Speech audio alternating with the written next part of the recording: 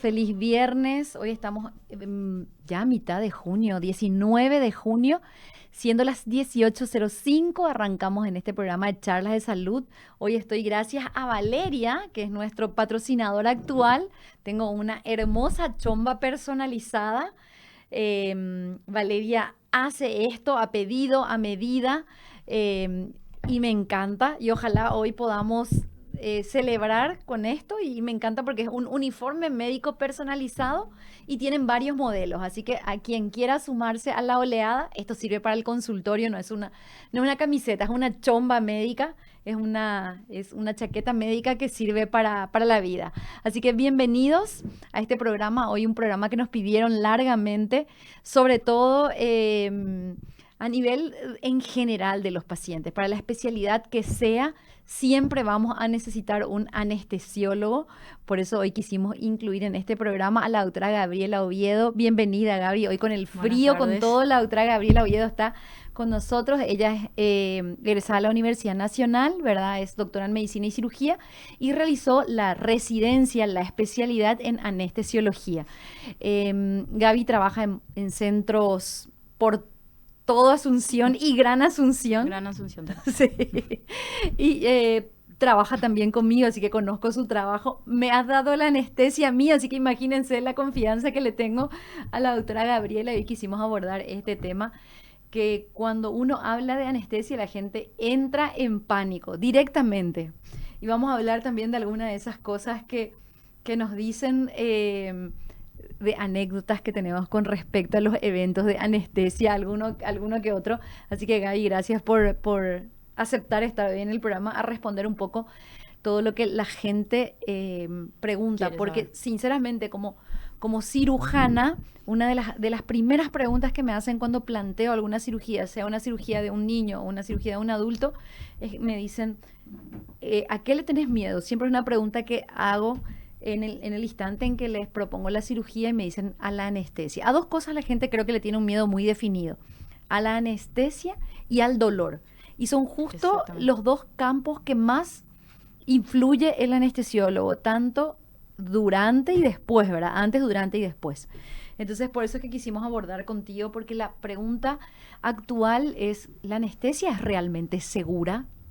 Esa es la pregunta del 99.9% de los pacientes. Ya, buenas tardes a todos, muchas gracias por la invitación, y la verdad que es una especialidad bastante especial, digamos. Vos decís anestesia y la gente como que para. Claro. O sea que va y choca con la anestesia. Así es. Genera muchísimo miedo. Mira, la anestesia data ya del siglo XV y capaz viene de eso. Anteriormente uno se dormía con gas, luego, incluso eso es real, con un mazazo trataban de hacer la anestesia, pero ha evolucionado tanto, creo que es una de las especialidades que más ha evolucionado. ¿Cómo? ¿Para qué? Para brindar justamente la seguridad necesaria para que el cirujano pueda realizar cualquier tipo de procedimiento. Pero por más de que haya evolucionado, igual el miedo está presente siempre. Es normal tener miedo, es normal, somos seres humanos, no somos una mesa, no somos una silla, tenemos sentimientos, es una emoción, es una reacción ante algo. Que es desconocido. Que es desconocido. Muchas veces, incluso si uno ya ha pasado por una anestesia, igual ese miedo, por más de que la experiencia haya sido buena, igual, claro, en un porcentaje mucho menor, pero igual ese miedo está presente. Yo siempre le digo a mis pacientes, me dicen, tengo miedo. Está bien que tengas miedo, porque somos seres humanos, es una reacción ante una amenaza. Entonces es ahí donde nosotros cumplimos una misión, una función esencial de no quitar el miedo. El miedo no va a salir, sino de brindarle seguridad, tranquilidad para que pueda manejar su miedo. Porque cuando influye el miedo, cuando ya altera las funciones, o sea, tenés tanto miedo que no manejas correctamente, que ya te puede subir la presión, te puede subir la frecuencia. Pero todo eso vamos manejando ya en el prequirúrgico o con la visita de un anestesiólogo. O sea, tener miedo es lo más normal. Lo más natural. Es más, en una encuesta, más del 60-80% de las personas que van a ser sometidas a una intervención quirúrgica, sea cual fuere, tienen miedo. Vos preguntas a qué tienen miedo y una de las respuestas más frecuentes es al dolor, a no poder despertar. Eso preguntan Entonces mucho. Preguntan ¿De qué bastante. depende que me despierte de la ¿De qué anestesia? depende? Sí. Y es brindarle la información. Exacto. Y tranquilizarle, para Porque, que entre lo más tranquilo a quirófano. Claro, hay condiciones que el paciente también tiene que diferenciar, ¿verdad? No es lo mismo dar una anestesia en un caso de un paciente de urgencia, por ejemplo, o en caso de una cirugía programada. No es lo mismo. ¿Verdad? ¿Por qué? Porque las condiciones mismas del paciente no son iguales. En una urgencia, o por ejemplo, poniendo el ejemplo que hay actualmente mucho, un paciente que viene politraumatizado, o sea, por ejemplo, un accidente de tránsito, un paciente que tuvo lesiones importantes porque se cayó de la moto o porque la atropellaron. En esa situación es que el anestesiólogo, hay datos que probablemente ya no pueda, por decir, recabar exactamente como lo hacemos en una cirugía programada, en el que tenemos mucho más margen de saber sus condiciones, de hablar con el cardiólogo, con el hematólogo, con el clínico, en el que armamos todo. Pero dentro de las urgencias también ustedes manejan un margen de seguridad bastante importante. Sí, es respetar los protocolos. Claro, una emergencia, una urgencia es un escenario totalmente distinto, pero que se maneja bastante bien también. Y lo que también... Sí, perdón. No, y como mencionaste, o sea, no es lo mismo un paciente de urgencia que un paciente programado, y tampoco ningún paciente es igual a otro. Cada uno es una persona, claro, con sus enfermedades, con sus antecedentes, con sus miedos. Cada caso es un caso. Exacto. No es un caso más, es un caso. Y que tenemos que abordar en forma multidisciplinaria, desde el antes, durante y después. Por ejemplo, siempre le cuento a la gente que llevo operado probablemente más de 2.500 niños en 20 años, que en eso nunca encontré dos casos iguales. Exactamente. Nunca encontré quirúrgicamente, técnicamente, dos pacientes iguales. Ni siquiera, porque sos testigo que a veces operamos hermanitos, ¿verdad? Uno, el siguiente. Hemos operado mellizos, uno, el siguiente. No son iguales, son casos totalmente diferentes.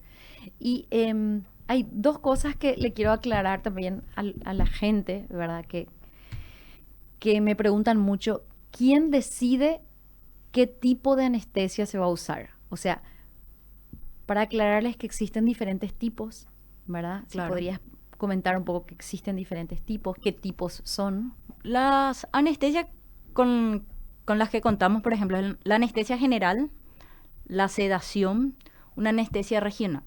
Básicamente esos son los tres tipos de anestesias grandes, ¿verdad? Puede haber una anestesia combinada también, ¿verdad? O la anestesia local, que generalmente se realiza para procedimientos menores, una sutura, pequeños, por ejemplo, sí, ¿verdad? Sí. Entonces, la anestesia general sería la anestesia donde hay una pérdida total de la conciencia, donde básicamente abarca todo el cuerpo. O sea, depende que el paciente respire de una máquina de anestesia. Es una anestesia general. Sí. Luego tenemos una anestesia regional, que como su nombre le dice, región, puede abarcar cierta región del cuerpo. Las que son madres, por ejemplo, sabrán que la mayoría que tuvo por cesárea, o igual para una analgesia de parto, abarca de la cintura para abajo, para hablar mal y pronto. Claro. Entonces, la cintura para abajo, o de repente para procedimientos traumatológicos, doy ejemplo, de una fractura de un brazo, o sea, abarca la región del brazo. Ha evolucionado también, siempre acompañada de una sedación, que la sedación es una pérdida parcial del estado de conciencia. Pero todo es, independientemente a qué anestesia sea, todo está monitorizado, regularizado, o sea, ninguno pierde importancia. Ahora, ¿qué tipo de anestesia yo voy a recibir?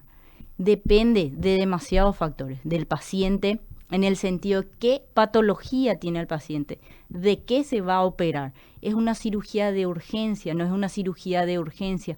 Todo eso se decide de acuerdo al tipo de cirugía y al tipo de paciente.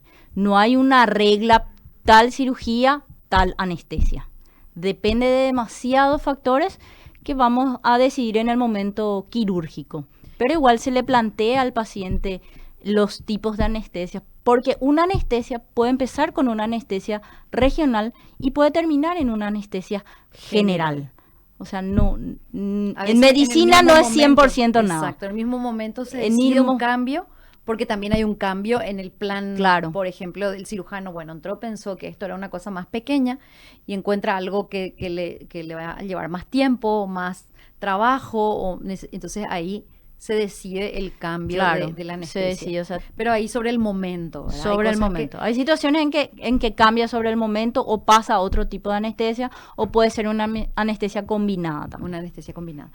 También hay un tema muy particular que pasa con anestesia, es que en la historia de la anestesia, como fuiste diciendo, hubo un tiempo, y en nuestro país un tiempo largo, en el que la anestesia no era hecha por médicos, ¿verdad? Era llevada adelante en su gran mayoría por técnicos, que son los anestesistas. Sí. A veces yo incluso les hablo a los pacientes de la diferencia, ¿verdad?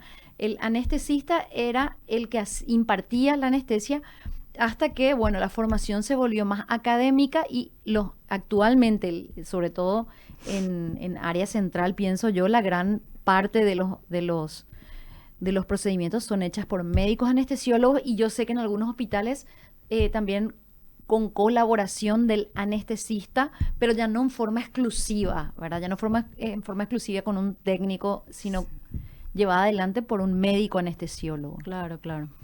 Entonces, una de las cosas, sí. No, y sí, así fue evolucionando, pero la colaboración de los técnicos fue realmente muy buena. Sí, es más, tengo cariño por muchos técnicos que me enseñaron mucho, porque hay algo que vale mucho en la medicina, es la experiencia. Sí. Y es algo que ellos te pueden brindar. Eso.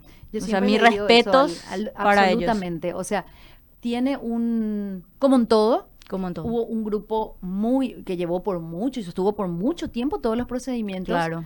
Pero después esto se fue volviendo también, lógicamente, hasta por la medicina legal, legalizada, se fue volviendo ya más profesional en el ámbito del médico, digamos, ¿verdad? Así como también de repente cambiando a otro campo, por ejemplo, antes el odontólogo también de repente en el interior te sacaba el diente el barbero, te sacaba, o sea, y se fue también profesionalizando, ¿verdad? Así mismo. Entonces, una de las cosas que también quiero transmitirle a la gente, y creo que en esto estarás de acuerdo conmigo, que ustedes tienen actualmente un manejo muy detallado de los medicamentos de anestesia, porque hay gente que sigue pensando que en la evolución depende mucho de lo que el paciente hace, y realmente el paciente no hace nada, todo hace el anestesiólogo en cuanto a combinación de protocolos, combinación de medicamentos, porque te digo, hoy mismo, mientras hablaba con algunas personas que me preguntaban de qué iba a ser hoy el programa, y le decía anestesia, y me decían, pero ¿qué pasa si el paciente no se quiere despertar? En realidad eso no depende de si el paciente quiere despertar o no, ¿verdad? Hay un manejo de la medicación. Hay un manejo, hay protocolo, y como toda medicina, hay un arte también detrás. Hay un arte, hay un arte también, y como te digo, cada paciente te marca la pauta. O sea, esté dormido o despierto, cada paciente te va diciendo, el cuerpo habla, digamos. Claro. Y a cada acción, a cada situación, debemos estar preparados para una reacción y para brindar el confort que necesita el paciente, claro, ¿verdad? Ante dichas situaciones. Cuando el paciente entra a una sala de cirugía, ve las luces, ¿verdad? Ve arriba la luz general, que se llama cialítica, y va a ver una pared de monitores. Esos monitores son los que yo les hablo así en lenguaje coloquial para que entiendan qué es lo que algunos ya pasaban por quirófano ven una torre de monitores que el anestesiólogo te va poniendo desde el brazal para tomar la presión, te pone en el dedo un oxímetro que controla tu oxígeno, te pone unos electrodos que va controlando tu electro. Entonces, esos monitores le van dando el minuto a minuto del juego, digamos, el minuto a minuto del partido, y ellos van haciendo las correcciones sobre el momento siguiendo ese monitor también. Sí, hoy ¿verdad? la tecnología, como en todo, ha avanzado mucho y es un apoyo muy importante para nosotros, la tecnología y tener los parámetros en tiempo real Exacto. del paciente. Y justamente vos hablas de monitores, de cialítica y todo eso, como que crea un impacto en el paciente, o sea, porque no está en su área de trabajo, o sea, lo mismo nos va a pasar a nosotros si vamos qué sé yo, a escalar una montaña y el que te ayuda a escalar para ella es su hábitat natural. Entonces tenemos que Claro. entender que capaz para nosotros es algo normal, pero para el paciente no. Exacto. Entonces, Por eso quiero romper un poco el mito de Hay o sea, muchos o llevarle, mitos. hay muchos mitos, o llevarle al paciente a entender qué es lo que pasa en su entorno para que pierda también. Uno siempre tiene miedo a lo desconocido. Claro. Es normal, como dijiste, es parte de nuestra humanidad. Y si te sacan de tu vida normal y entras a un quirófano, que es un lugar sumamente extraño, está algo Frío. pintado extraño, hace frío, hay un montón de cosas que vos no entendés para qué sirven. Bueno, les voy explicando en un lenguaje cristiano, como dice un docente mío, en un lenguaje cristiano para que entiendan para qué está eso. Tiene su motivo de estar ahí y sirve justamente para esa monitorización activa en tiempo real, minuto a minuto. Es el VAR, digamos, ahora que todo es partido, es el VAR del anestesiólogo Así mismo. que va incluso, les digo, en mi experiencia de tantos años en el quirófano, a veces un sonido que yo todavía ni me di cuenta que empezó a sonar, ellos les alerta, ya cambian, ya se acercan, miran, revisan cómo están todos los monitores en el paciente o sea, ellos perciben muy rápido los cambios sutiles del estado metabólico, del estado del paciente, Sí, ¿verdad? una pregunta que siempre me hacen, ¿vos vas a estar conmigo durante toda mi cirugía? Sí. Y siempre yo respondo, el anestesiólogo es el primero que llega Y y el último que se va. es O sea, cierto. el trabajo del anestesiólogo es el Empieza antes, el antes. durante y el después. Pero si Exacto. muchos piensan que uno da la anestesia Y se va y se va a ver la tele. a ver la tele o se va a su casa o... No, y en realidad No, lo otro, está sí, presente durante todo el Exacto. tiempo quirúrgico. el minuto a minuto. A minuto a minuto. Y sobre todo también, y eso les cuento desde nuestro lado, porque no solamente el anestesiólogo está para darle tranquilidad al paciente,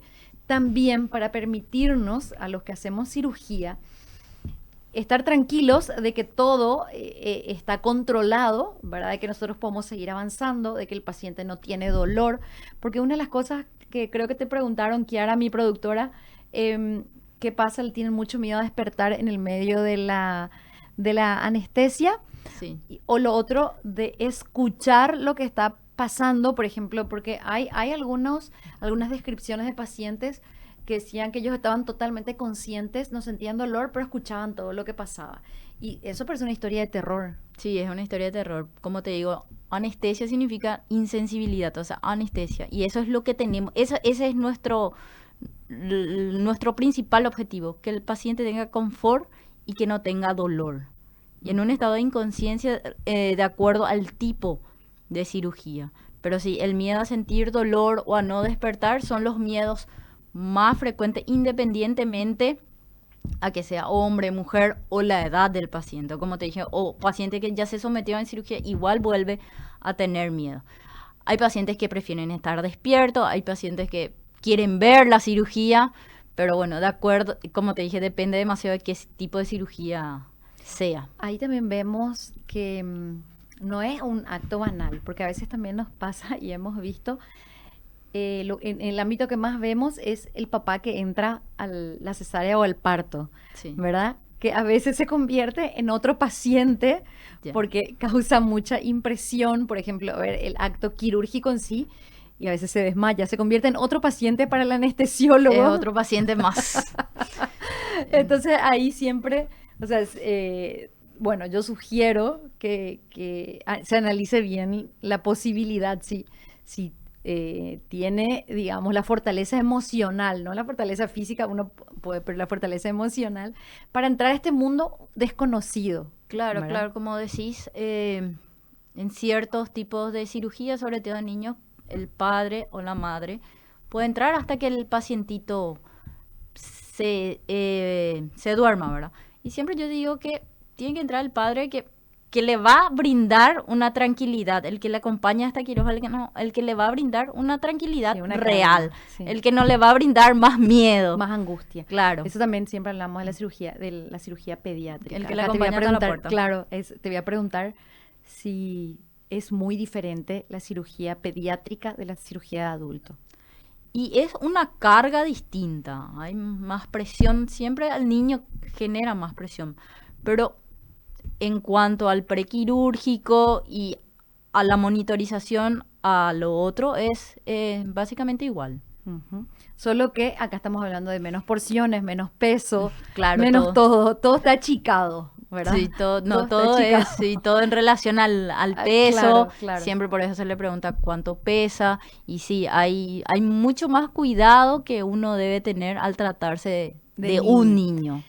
Acá les cuento Son que, más delicados. claro, y también necesitan, por supuesto, mucha más contención emocional. El equipo está como más mentalizado, con lo que Claro. decía Gabriela. Yo les cuento que, por ejemplo, los anestesiólogos, ella y su esposo, que es también colaborador mío en anestesia, ellos llegan siempre 30, 40, a veces una hora antes, de acuerdo a la envergadura. Ellos están preparando, ya van eligiendo, o sea, o van discriminando qué medicación van a usar, cómo van a combinar. Ahí es en donde entra lo que ella dice, el arte, ¿verdad? Porque la experiencia hace que ellos sepan qué tal y qué tal. Es como cualquier otro médico. Cuando yo estoy en consultorio a veces me dicen, doctora, pero el doctor tal me dio tal cosa. Perfecto, pero eso de repente no está funcionando, no funciona como yo prefiero y yo cambio. ¿Por qué? Porque mi experiencia me dice que tal o cual cosa funciona mejor en este tipo de pacientes, en este caso, en esta patología, en esta circunstancia. Y es lo mismo que se aplica en los diferentes campos, ¿verdad? De repente Exactamente. vos sabés que esta combinación resulta mejor no solamente para ahora, mientras se está operando, sino para el después, porque ustedes piensan mucho también en el después. Claro. No, Bueno, y en cuanto a la preparación, hablemos primero de cómo se prepara un paciente que va a recibir anestesia. O sea, le pedimos su laboratorio. sí, como digo, o sea, la preparación para la anestesia ya empieza incluso antes del quirófano. Los cirujanos ya piden lo que es el laboratorio, ya piden una evaluación clínica, una evaluación pediátrica, estudios de imágenes si amerita, toda esa preparación, ¿cómo para qué? Como para que optimizar ciertos parámetros en caso de que haya que optimizar o mejorar ciertas cifras de ciertos laboratorios, o de repente detectamos algo, algún Exacto. imprevisto. Entonces, ¿por qué? Porque si preparamos bien al paciente, la seguridad es mayor y el porcentaje de una eficacia va a ser mejor, va a ser mucho mayor el porcentaje. Así es. O sea, ahí Entonces, nosotros incluso miramos cuando hacemos niños, miramos si no está con anemia, si no está Claro. parasitado, si está bien su coagulación, los resultados del electrocardiograma, si tenemos alguna duda, pedimos un ecocardio, ¿verdad? Pedimos una evaluación cardiológica o pedimos una evaluación con la parte de hematología, De hematología, de hematología, si de vemos repente que puede está con baja requerir coagulación. con el hematólogo, de repente hay pacientes con enfermedades respiratorias crónicas, entonces que le chequee el neumólogo. Y a veces Siempre los tiene que colegas- ser multidisciplinario. Exacto. Todos trabajamos ¿para qué? Para que el paciente llegue lo mejor posible siempre que se pueda, ¿verdad? A su cirugía. Entonces hablamos con el neumólogo, en caso que merite, con el cardiólogo, como mencionaste también, con el endocrinólogo. Y muchas veces, o sea, muchas veces ellos nos envían ya por escrito qué sugieren, Claro. ¿verdad? Algunos, por ejemplo, incluso a veces los alergistas nos dicen, sugiero premedicación de tal, tal, tal. O sea, todos apuntamos a que esté todo lo más seguro posible Claro. y aplicamos todas las sugerencias de los médicos en el preoperatorio, de lo que nos digan. A veces nos dicen, bueno, usa su aerocámara, que siga usando, que no suspenda, o en un paciente hipertenso nos dicen que no suspenda su antihipertensivo, que tome con su saliva en su horario, por ejemplo, si le toca tomar a las 6 de la mañana, se va a operar a las 8, igual toma muchas veces, Sí. ¿verdad? Que toma así con su saliva, sin tomar agua o con un traguito muy pequeño de agua. A veces nos indican que empiece varios días antes, por ejemplo, vitamina K para su coagulación, o nos hacen suspender ciertas medicaciones, su aspirina unas semanas antes, ¿verdad? O su heparina o su anticoagulantes, o sea, claro, va todo pegado, ¿verdad?, a las diferentes indicaciones. Sí, cada vez hay más pacientes complejos que tienen multimedicaciones, entonces hay que ir ajustando. En caso de que debe seguir continuando, que continúe. En caso de suspender, hay que suspender, y siempre con los especialistas de cada área. Exacto. Entonces, hay varias medicaciones, bien mencionaste el antihipertensivo, que no debemos suspender, los antidiabéticos también, que vaya el endocrinólogo, que le dé un esquema. Cada uno en su área va a aportar mucho más que una o dos personas solas. Exacto. Y nosotros juntamos todas esas indicaciones y vamos chequeando que todo se vaya cumpliendo para el éxito del procedimiento, Claro. que es lo que todos queremos en pos del paciente. Estamos en Charlas de Salud. Quería comentarles sobre Zenit Seguros, que cuentan con pólizas de seguro para tu negocio de multirriesgos comercial, en donde te ofrecen respaldos ante incendios, robos y otros imprevistos. Seguros para obras en construcción, para vehículos, y en este mes están haciendo una promoción que te entregan unos kits para tu vehículo de accesorios y que elegís entre 2 kits, así que también te llevas unos regalitos de Zenit. Ofrecen también pólizas para accidentes personales, de vida individual y seguros del hogar. Les invito a seguir la página de Zenit, Zenit Seguros, en Instagram, o si quieren comunicarse con un agente, pueden hacerlo al 021-550-300. Zenit Seguros te protege cuando más importa. Gracias a Zenit por el apoyo, por estar acá en el programa y por permitirnos seguir con este espacio educativo. Bueno, te quería preguntar ahora una pregunta que es súper frecuente, Gaby. ¿Por qué debería el paciente, por qué le pedimos al paciente ayuno? Ayuno. El ayuno, que es tan... Ayuno es igual anestesia, Sí. básicamente. Sí. Hay un chiste que dice que el que es después de tu abuelita es el anestesiólogo el que más se preocupa por lo que comiste o no. Bueno, la abuela quiere dar de comer y el anestesiólogo no. Sí. Bueno, la anestesia, ¿qué es lo que hace? Inhibe el reflejo. Nosotros llega algo, automáticamente tosemos, evitamos... O que raspeamos. Claro, exactamente. ¿Qué pasa? Durante, ya sea eso sí, independientemente a la anestesia que sea, el paciente tiene que estar en ayuno. ¿Cuál es el ayuno? Depende bastante.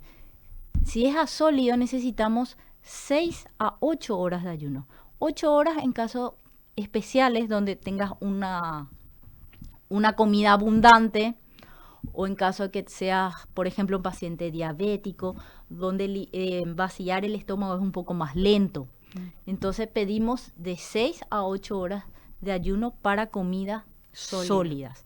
Líquidos, toleramos 4 horas, ya sea líquidos como un jugo o una leche. Ahora, agua podemos tomar hasta 2 horas antes. Entonces, 2 horas antes, si es que coincide con el horario de tu medicación, podemos tomar. Un poquito. Pero siempre tenemos que respetar el ayuno para evitar complicaciones que pueden llegar a ser sumamente grave, que sería una broncoaspiración. Claro. O sea, la comida que está acá puede subir, puede ir a los pulmones, causarnos neumonía, otro tipo de complicaciones mucho más graves incluso. Entonces, el ayuno para nosotros es algo innegociable. Entonces, tenemos que respetar el ayuno por seguridad del paciente. No es un capricho médico, no es un capricho del anestesiólogo ni del cirujano, es un tema de seguridad. Entonces, nos ha pasado, ¿verdad? Por eso ahora cuento esta anécdota de que ya estamos listos casi como para recibir al paciente, está todo el equipo quirúrgico y el anestesiólogo que viene de la visita preanestésica nos dice, se suspende. Es una de los pocos casos, como dice la doctora Gabriela, que no negociamos es cuando nos dice desayunó, ¿verdad? Desayunó hace una hora o tomó un jugo hace una hora, hace 30 minutos. O nos ha pasado de repente que el niño se escondió y tomó un vaso con agua y bueno, vos al preguntarle, no tomaste nada, un niño grande, ¿verdad? No tomaste nada y te dice sí. O también la famosa anécdota de que abuela le dio algo Para que aguante la para que anestesia. aguante la anestesia y eso hace que tengamos que necesariamente suspender el procedimiento por seguridad, ¿verdad? Necesitamos mucha colaboración de los padres Claro. en caso que sean niños, porque estar al pendiente que el niño, bueno, si es muy chico, no, No pero en tenemos ese caso, problema. no habría mucho problema, pero Sí. muy grande, como que ellos no entienden todavía y no tienen por qué, ¿verdad? Porque son niños, están vigilando. Por eso muchas veces muchas cirugías de niños se hacen tempranito. Exacto, Bastante por eso temprano. no es que nos encante a los que hacemos anestesia pediátrica llegar a las 3 o las 4 de la mañana, Claro. pero la idea es justamente que el paciente no sufra tanto el ayuno, no llore por comida y los padres no se pongan ansiosos por ese tema. Tenemos una foto de un quirófano. Acá estamos viendo que le pedí a mi productora que nos ponga. Entonces, para que ustedes se familiaricen un poquito, todo ese panel que está atrás, o sea, tenemos un panel detrás de una mesa quirúrgica. Para los que están escuchando en radio, les voy describiendo. Y es todo el panel que maneja el anestesiólogo. ¿Verdad? Hay aparatos que sí, que maneja el cirujano, lo que va a usar para cauterizar, los electrocauterios, todo el resto es campo o son cosas que usa el cirujano. Pero las mesitas que están a los costados, generalmente con suero y medicación, son del anestesiólogo y todo lo que es sus monitores, sus gases, son todo del anestesiólogo. O sea, dentro del quirófano es como dentro de la cancha. Cada uno tiene una posición y a veces eso yo sé que cuesta entender, pero cada uno tiene una posición, cada uno tiene sus cosas, su instrumental y todos respetamos lo de los otros porque tenemos nuestra dinámica para avanzar en el partido, como estamos diciendo. Entonces es así, es un lugar que tiene una pintura especial, una pintura lavable, tiene en el techo las luces en especial, las camillas son camillas especiales, o sea, son camas que suben, bajan, se inclinan según la necesidad del cirujano. Y todo lo demás, entonces también hay algunos territorios que son exclusivos del anestesiólogo. Sí. Podemos volver, Ronald. Están los enfermeros que ayudan bastante. Mucho. Son nuestra mano derecha también que están constantemente con nosotros, porque todo este trabajo es un trabajo en equipo. Así es. Y hay que agradecerles también a los licenciados en enfermería, en instrumentación, que todos estamos involucrados, por más de que el anestesiólogo sea el que esté realizando la anestesia, la colaboración de ellos es fundamental. Fundamental. El 17 de junio fue el día del instrumentador quirúrgico, muy especialmente mi amor y mi agradecimiento a la licenciada Laura Benítez, que siempre yo, cuando le presento a Laura, digo, es mi mano derecha, mi mano izquierda y mi pie derecho. O sea, hasta cosas que a mí no se me ocurren, ella siempre está pendiente. O sea, las personas que están circulando tienen una función en particular y una función muy, muy importante. Cada uno pone su parte para que este trabajo salga impecable, ¿verdad? Todos cumplen el horario, todos cumplen las reglas, todos saben cómo se hacen las cosas. Se hace un checklist. Exacto, eso es muy importante que la gente sepa, porque quedaron con mucho miedo después de diferentes casos, de qué pasó, por qué esto, por qué se hizo lo otro. Dentro de los protocolos que manejamos los médicos, que manejan con nosotros, todos los que nos asisten, está una lista que se chequea. Eso significa checklist, una lista que se chequea. ¿Quién es el paciente? ¿De qué se va a operar el paciente? ¿Cuánto va a durar la cirugía? ¿Qué se contempla de pérdida de líquidos? ¿Verdad? De repente hay cirugías si tiene alergias. Si tiene alergias, eso es fundamental. Si tiene una alergia, eso se pone una alerta roja. Todos los que están ahí adentro saben a qué le tiene alergia el paciente. No solamente el anestesiólogo, el cirujano, los circulantes. O sea, todo el equipo quirúrgico tenemos que estar al tanto de qué paciente es, de qué se va a operar.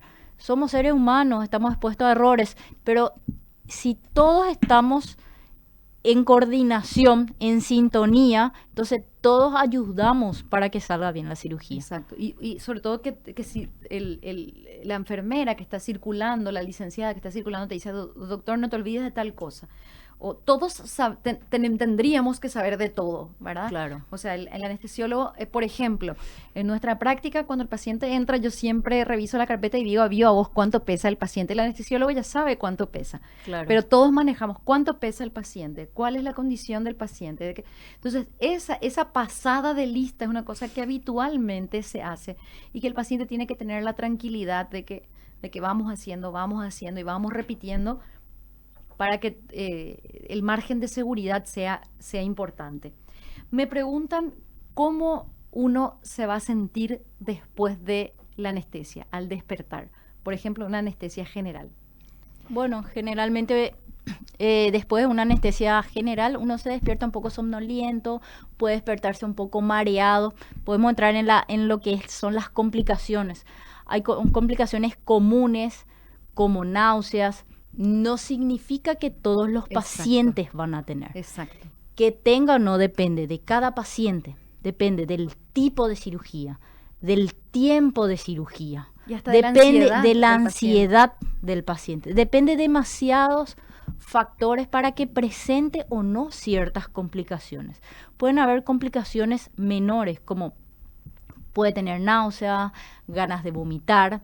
Puede que le duela, puede que le duela la garganta, sobre todo en una anestesia general, porque como expliqué, en una anestesia general, tu cuerpo está totalmente anestesiado. Ni siquiera podés respirar por vos mismo. Necesitas de una maquinita. Se pone un tubito, ese tubito es el que suele molestar después en la garganta. Sí. Pero con ciertas medidas, con ciertas medicaciones, poco de paciencia, va pasando. Se alivia. Eso. Sí. Entonces puede despertarse un poco con sueño, un poco mareado, es normal. Hay pacientes que se despiertan rapidísimo, como si fuera que no se operaron. Exacto. Depende de muchos factores. Y es propio otra vez de cada paciente. Claro, depende cómo entró también el paciente. De repente un paciente que entra muy ansioso, puede que se despierte también ansioso. Si un paciente entra tranquilo, hay más posibilidades que también el despertar, como le llamamos, sea más tranquilo. Exacto. O sea, cuanto más tenso entra el paciente, eso se manifiesta a veces antes y después. Claro. Y en ese sentido, realmente los que menos variabilidad tienen, me parece que son los niños. Porque los niños, como ellos si tienen confianza y mamá y papá les demuestran calma, ellos entran con calma y salen con calma. O algunos que de por sí tienden a ser un poco más ansiosos, también se despiertan un poco más ansiosos, sí. ¿verdad? O sea, depende también cómo me voy a despertar, y a veces yo le digo, y eso depende también de cómo sos vos. ¿Verdad? Así mismo. Igual hay niños que ya manejan la tecnología, ya empiezan a googlear, quieren saber cómo se le va a administrar la anestesia y, o sea, también hay niños que vuelan. Hay niños que vuelan realmente. Hay alguno que antes de la anestesia se nos cuelga que nos ha pasado, que se nos ha colgado de la luz de ahí arriba. Sí, hay anécdotas. Con los niños hay muchas anécdotas. Muchas y otra preocupación del paciente es lo que va a decir, lo que dice durante la anestesia, por ejemplo, antes, o lo que dice, a veces los niños nos dicen cosas así inauditas, pero yo les prometo, eso siempre le digo a mis pacientes, que nosotros podemos, o sea, no le prestamos mucha atención a lo que el paciente, sabemos que es un estado de vulnerabilidad, no, claro. ¿Verdad? De repente es como ahí nosotros tenemos un secreto profesional, ni prestamos mucha atención. No sé, les cuento que de repente nos dicen, me quiero divorciar, no le tomamos ni en serio. Aparte que en prácticamente en todas las cirugías el paciente está dormido, plácidamente dormido, relajado. Incluso algunos te dicen, nunca dormí así, nunca descansé así. Al final terminan pidiéndote más anestesia, porque no como que se relajaron, no me puede dormir más, quiero seguir durmiendo, pero ¿para qué me despertaste? O sea, también les doy la tranquilidad de que no es un momento en el que primero nosotros no le preguntamos nada de su vida ni nada, pero si nos comentan casualmente, porque el ser humano cuando se desinhibe, que es lo que pasa a veces con la anestesia, que vos le sacás su inhibición, lo que habitualmente no vas a decir, y decís ahí, nosotros no prestamos atención, no estamos tomando nota, qué sé yo, de repente en serio nos proponen hasta matrimonio y bueno, nos reímos del momento y termina ahí. No es una cosa que llevemos en cuenta. ¿Por qué? Porque también somos pacientes, porque también estamos en esa situación, porque también nos ha pasado, así que en ese sentido calma que no llevamos en cuenta absolutamente nada. No. En cuanto al manejo del dolor, no, yo siempre trato de darles mucha calma en el sentido de que cada vez hay una batería de medicaciones Sí. mejores, ¿verdad? Que de repente la sensibilidad del paciente también es distinta, ¿verdad? Hay pacientes, como decís, hicieron enorme cirugía y salen y a las 2 horas están como si nada, y otros que se hacen cirugías mucho más pequeñas y su tolerancia al dolor es más baja, pero Sí. tenemos mucho apoyo farmacológico Mucho apoyo actualmente. farmacológico, actualmente también hay muchos coadyuvantes, eh, técnicas anestésicas también que ayudan para no solamente la anestesia, sino para la analgesia posterior a una cirugía mayor, digamos, que puede, donde se puede presentar mucho dolor, entonces se le administra una analgesia para el postoperatorio con técnicas anestésicas más avanzadas. Exacto. Por ejemplo, en cirugías traumatológicas o cirugías abdominales. Claro, que vos Entonces, sabés que el postoperatorio puede para ser tratar de doloroso. disminuir lo que al máximo posible el dolor que pueda presentar el paciente. Y yo les confieso que varias veces, ¿verdad? Le llamo a la doctora Gabriela o al doctor Luis Horacio Paz y les pregunto, bueno, está con mucho dolor, ¿cómo podemos manejar? Y entonces el anestesiólogo te va también dando las sugerencias, te dice, bueno, podemos hacer esto, o sea, ellos Ciertas también ya tienen, combinaciones. exacto, ciertas combinaciones, tienen mucho manejo, no solamente del momento de la anestesia, sino del momento después de la anestesia para el manejo del dolor, que es una cosa que nosotros como seres humanos evidentemente queremos saltarnos. Pero dolor durante la anestesia, eso es lo que hacemos con la anestesia. O sea, Claro. no sienten dolor. Sintesia, o sea, Exactamente. o sea, justamente, sin dolor. Esa Sin es la- dolor, sin sensibilidad, también hay una amnesia, o sea, todo eso son objetivos Claro, de la, eso me de la preguntaban, si anestesia. me preguntaban si podían o si se iban a acordar de lo que pasó durante. No necesariamente. Bueno, hay situaciones en donde, entre comillas, no duerme el paciente. Por ejemplo, en las cesáreas. O sea, en las cesáreas se aplica una anestesia en la mayoría, ¿verdad? Siempre hay excepciones, ¿verdad? Pero en la mayoría, la anestesia raquídea, ¿verdad? Donde es de aquí para abajo la anestesia, donde la mamá está despierta, o sea, está consciente, como para que guarde un buen recuerdo del nacimiento de su hijo. Hay situaciones que evidentemente van a meritar cierta sedación, Si una situación crítica, por claro, ejemplo. una situación crítica o cualquier situación, cualquier escenario que va a necesitar que pase una anestesia general, ahí va a quedar con amnesia, pero, por ejemplo, es una situación en donde el paciente no va a tener amnesia, en las cesáreas, por ejemplo, En la la mamá cesárea. está despierta y presenciando sin dolor. Sin dolor de la cintura para abajo. O por lo menos de repente puedes sentir algo, pero dolor, Claro, o sea, no es se el siente. objetivo, o sea, Exacto. nada es 100%, ¿verdad? Pero Exacto. Pero sí son recuerdo que súper, me súper decía- excepciones. que me decía mi doctor, mi ginecobstetra, me decía, vas a sentir que te estironeo, pero no vas a sentir dolor. Y es Claro. tal cual, ¿verdad? Una siente que le van moviendo, ¿verdad? El abdomen, en el momento del Ahí- alumbramiento, cuando ya salió Claro. el bebé, sentís, pero no llegas a sentir dolor, Dolor. por lo que están haciendo. No ¿sí? siempre, hay veces, o sea, yo en mi cesárea no sentí ningún dolor, por ejemplo. Hay Sí. personas que sí, o sea, no dolor, sino esa sensación que vos estás comentando. Sí. Vos me dijiste que vos sentiste Sí, que sí. te tocaban, pero no era un dolor. No, Yo, por para ejemplo, en mi nada. cesárea no sentí ni nada. O sea, Sí. varía bastante. Claro. Y sobre todo la primera vez es como que uno está mucho más sensible a todo y Claro. bueno, a medida que van pasando, Más el papá. prácticamente ya es, exacto. Después ya el segundo, tercero ya es abrir el cierre, cerrar el cierre, abrir el cierre, cerrar el cierre, ya no. Sí. Así que la multiparidad, le decimos, ¿no? el que tiene ya varios, como que todo ya está más, Ya. más entrenado.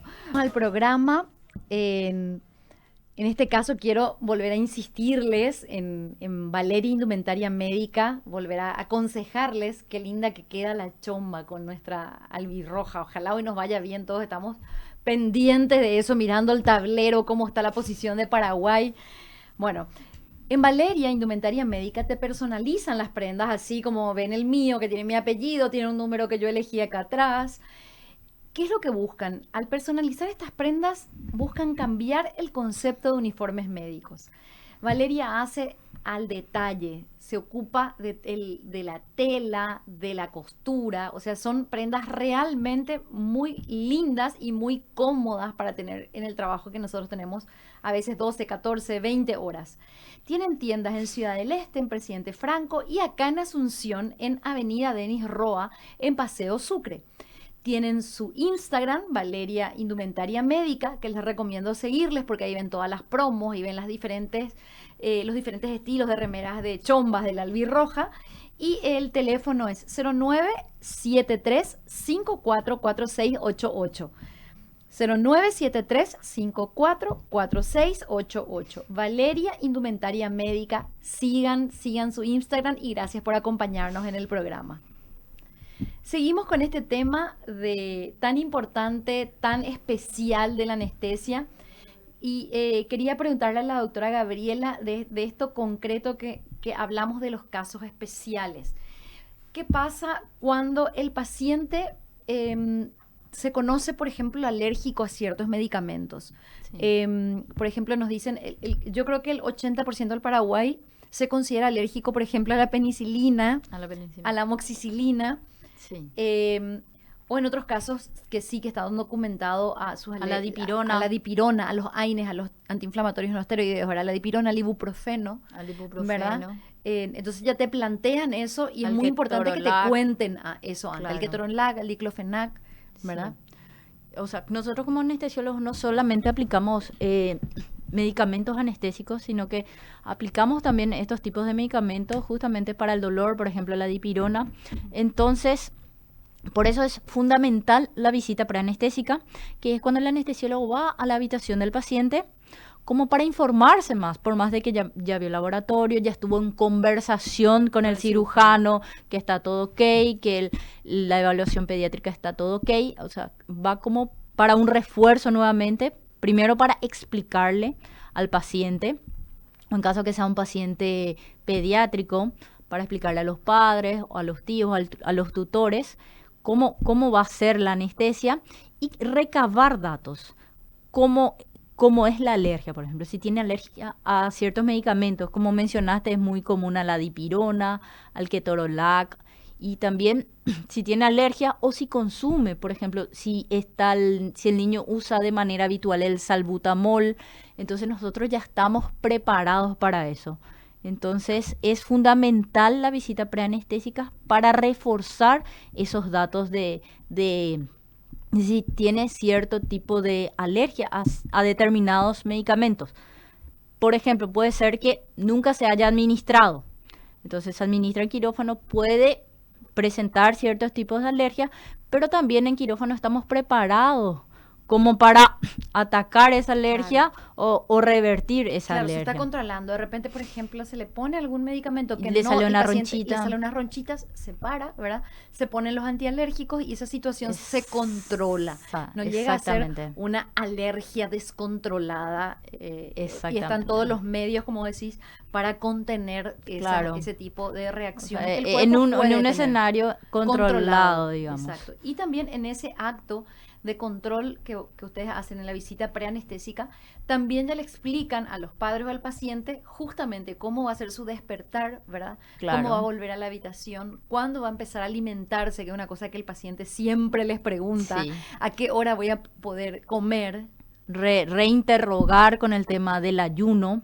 De repente, por ejemplo, a ciertos pacientes están en ayuno, porque uno le ve al anestesiólogo y entra en pánico.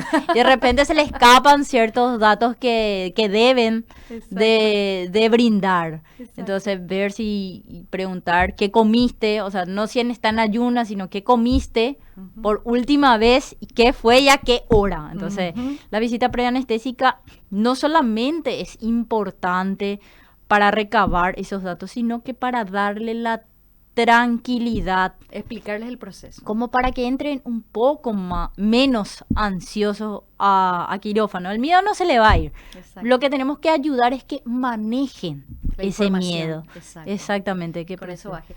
Gabriela, y los casos especiales, por ejemplo, llegó un momento en que yo decía que el 80% de los paraguayos estaba usando algún tipo de Inyecciones. algún tipo de medicación para bajar de peso. Sí, Tirsepatida, está bastante, semaglutide. está bastante Sí, en auge, ¿verdad?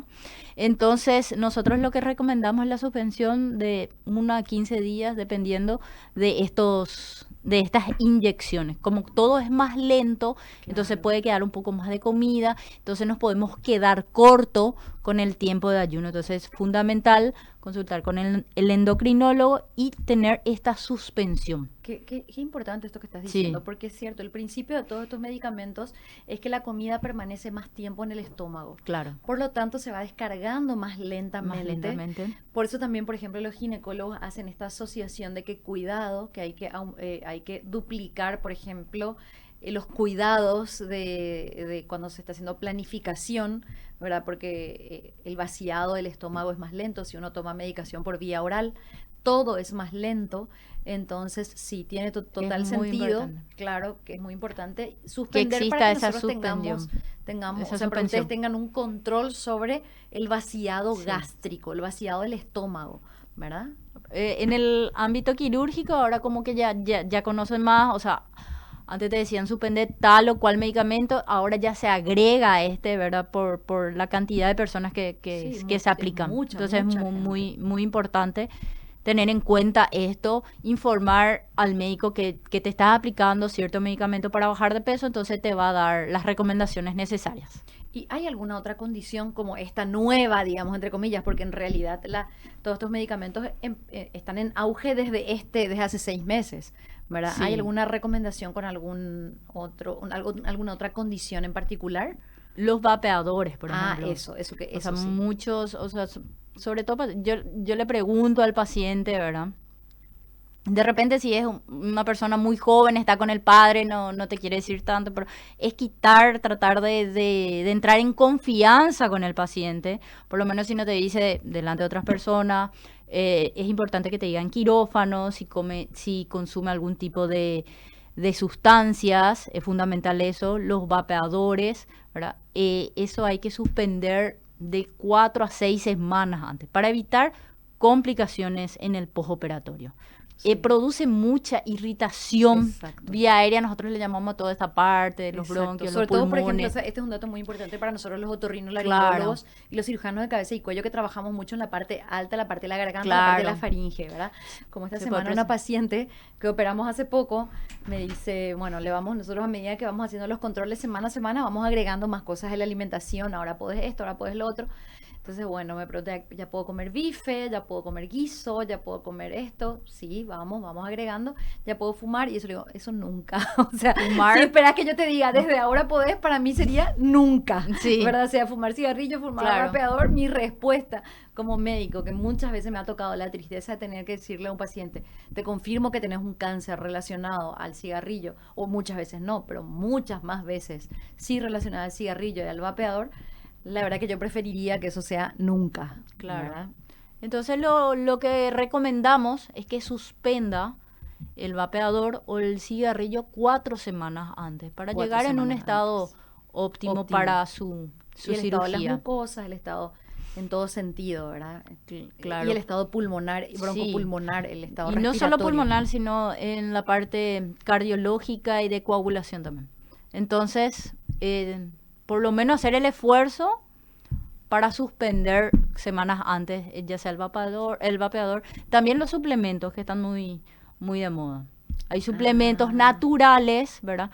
Que aún no se sabe bien, pero que pueden interferir con ciertas drogas anestésicas. Entonces es preferible suspender por lo menos 2 semanas antes. y alguna de las dietas, Gaby, eso sí es una pregunta que me estoy preguntando yo, ¿verdad? Porque ahora, por ejemplo, viste que hubo mucho la rotación de la pirámide nutricional, las dietas Sí, tienden mucho más a las proteínas, se sí. está dejando mucho de lado los carbohidratos, o hay dietas cetogénicas, o hay dietas tal, ¿eso influye en algo? Y depende Del, también del estado metabólico. claro, del estado metabólico. Por ejemplo, la creatinina, eso mucha gente está tomando Mucha, y hay mucha. que Me incluyo porque suspender. me pidieron aumentar masa muscular de los brazos.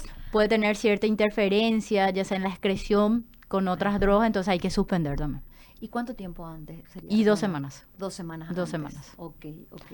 Nada es absoluto, todo es Claro, relativo, pero Pero eso- son recomendaciones. Y todo esto Porque que el vamos fin es diciendo, llegar a la mayor seguridad posible. exacto. Por ejemplo, los que tomamos suplementos de proteínas, Sí. ¿verdad? Los que, como vos decís, tenemos ciertas condiciones de metabolismo en ese momento. Y ahí también está la diferencia entre el paciente, como volvemos a decir, el paciente que te llega sin que nadie espere que se opere por una emergencia y el paciente que está preparado, que fue suspendiendo esto, que fue suspendiendo lo otro, que fue, o sea, sí o sí es mucho más exigente el acto quirúrgico de emergencia, Claro. ¿verdad? Porque también en eso quiero defender un poco al gremio, ¿verdad? Al gremio médico, que todo lo que pasa es negligencia. En realidad, a veces hay una cantidad de condiciones propias del paciente que uno no puede revertir a veces en el Claro. minuto, Cada vez ¿verdad? hay pacientes más complejos, Más complejos multimedicados. y con accidentes muy, muy Hay severos. medicaciones que vos no podés suspender, tenés que hacer un movimiento de cintura, entonces son muchas situaciones que hay que analizar. Claro. También y hay que a veces- pacientes que es súper bien. Claro, O gracias. sea, hay a Dios, de ¿verdad? todo. Pero como a veces nomás digo, sí, a veces se habla de ese caso, que fue un caso, el que sea, ¿verdad? Que fue un caso Sí. lastimosamente de fatalidad, pero al lado hay otros 99 que fueron casos exitosos en las condiciones más adversas que un paciente puede tener. Claro. Como decir, por ejemplo, un paciente que está en tratamiento con quimio, radioterapia, anticoagulado, que tuvo un accidente de tránsito, que es hipertenso, que es diabético y entra a alguna cirugía y sale exitosamente, Sí. aunque sea una emergencia. Y bueno, es lógico que lo único que vende es la fatalidad, pero que también entendamos que tenemos condiciones propias mías, de mí, Vanessa, que en este momento tengo esta condición y que estoy tomando estos medicamentos, y así como yo, cada uno de nosotros, como decís, seres humanos, tenemos nuestras condiciones particulares, que en las cirugías que son programadas tratamos de, como vos decís, ir marcando todo lo que podría implicar un... Sí, sí. Es importante Un la compromiso. conversación, La con sinceridad. la sinceridad con tu médico clínico, con el pediatra. Entonces es importante eso. Exacto. Bueno, ¿qué les pareció este programa? Esperamos haberles dado muchos mensajes importantes. Bueno, la doctora Gabriela trabaja con muchos médicos, les cuento, con cirujanos, con gastroenterólogos, Sí. otorrinolaringólogos, ¿verdad? Traumatólogos Traumatólogos, con ginecos también. también. Así que vieron que a veces cuando les hablo de algún profesional, le digo, ¿dónde te podemos encontrar? A Gabriela le van a encontrar siempre en quirófano. No hay otra manera. Pero bueno, Sí, también sí. le pueden decir a su cirujano de repente.